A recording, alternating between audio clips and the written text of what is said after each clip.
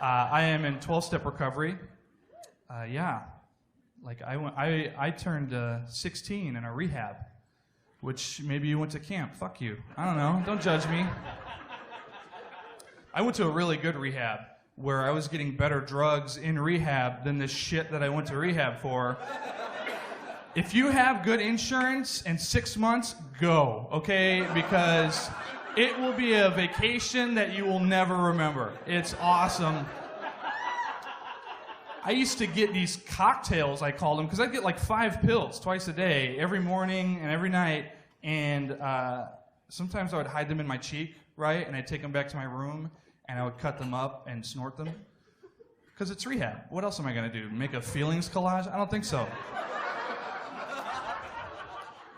So I said I turned 16 in rehab. On my 16th birthday, I got my cocktail that morning, and sure enough, at the top of my cocktail was this pill I had never seen before. It was this little pink and white capsule.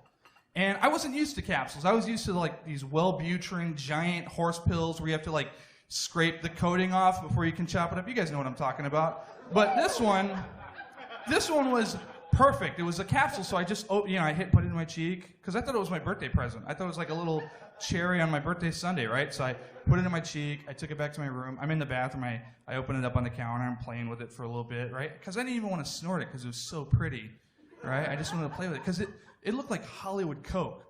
You know, not like that shitty crank that you guys sell out here on the east side. Like, it was really nice. But I had to go to group in like 15 minutes, so I said, fuck it, let's do a line, right? So I snorted a line of this capsule, and it kicked my fucking ass. I don't know what the hell was going on, but my face was on fire. My nose was running. My eyes were watering.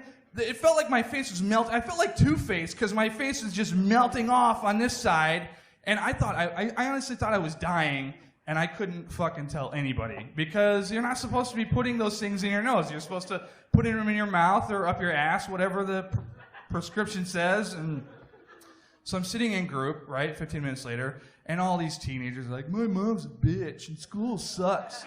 And I'm in the corner, oh my God, fucking Christ, Jesus. Cummings, what's wrong with you? Oh, your story is very touching. Oh, my mom's a bitch too, I know what you're talking about. Somebody help me. I had to know what the hell was going on, right? So I went to my dealer that night, the lady behind the glass, and I go, hey, Grandma, what is this new pill in my cocktail? I've never seen this before. And she goes, well, Mike, as it turns out, Wellbutrin actually causes constipation. So this is a prescription laxative to kind of help you out with that, which explains the fucking waterworks and face diarrhea that I was going through. Oh my God. I tell that story because I talk about my recovery in my act a lot, and people will come up to me often after shows, usually with a beer in their hand, and go, I should go to a meeting with you, man. I don't think you get it, asshole, okay? And I don't think you have a problem either. Until you have snorted a prescription laxative in a drug rehab, cut yourself some slack. It's probably not that bad. I do go to rehabs sometimes, and I try to help people, and because I have 12 years clean and sober. And thank you. Thanks. We're in a bar. It doesn't count, but I appreciate it. But I like to be honest, because I think that that's what works. And I was at a rehab recently. There were probably 50 people in there pretending to get their shit together. And I said, look, most of you aren't going to make it, okay? Statistically, 1 out of 10 people that goes to rehab is actually going to stay clean. So if there's somebody in your group that's doing really well, you need to start fucking with them, because that might be your one chance of getting out of here and making a life for yourself.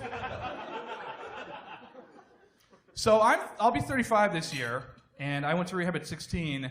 That is not 12 years. It took me a while to figure it out. And I'm going to tell you guys about the last time I ever got loaded. My clean date is April 1st, 1999. This story happened March 31st, 1999. I came home from the bar fucking hammered, annihilated. I don't even remember how I got home, but I do remember going to Taco Bell. And my stomach was doing what happens when you mix Taco Bell and strawberry banana daiquiris. and bad things were about to happen. So I was in the bathroom trying to figure out what was going to happen first, right? And that decision got taken away from me because everything was happening right now. And I had to make a new split-second decision as to which was going to be harder to clean up. So what I decided to do was to throw up in the toilet and to shit on a towel. Because that's what I had. I am not MacGyver, okay? I am drunk. And I couldn't reach my ass to the toilet. So there I was, 22 years old, supposedly in the prime of my life, on all fours, drunk and naked, and spewing out of both ends of my body like a busted fire hydrant, and reevaluating every adult decision that I had made up to that point. It's what we call a spiritual awakening in recovery. If you're religious, you could say that I was washed in the shit of the Lamb. It was like my baptism, and I haven't had to use drugs since. It was horrible. It was a horrible experience I never want to go through. And it changed me for the better. But at the time, I still had to deal with, I didn't want my roommate to find out what I had done to his towel. So I rolled it up into a ball, and I tied a knot in it like one of those hobo backpacks. And I took it outside, and I chucked it into the neighbor's yard over the fence. Like, there was a garbage can right there, too. And I made the decision. I was like, no, he'll go looking for, this is his favorite towel. He's going to look for it in here.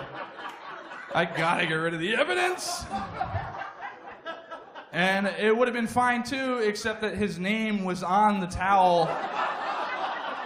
So sure enough, the next morning, it was back in our yard like a shit boomerang. Thank you, everybody. That is going to do it for me. Mike Cummings, let him hear.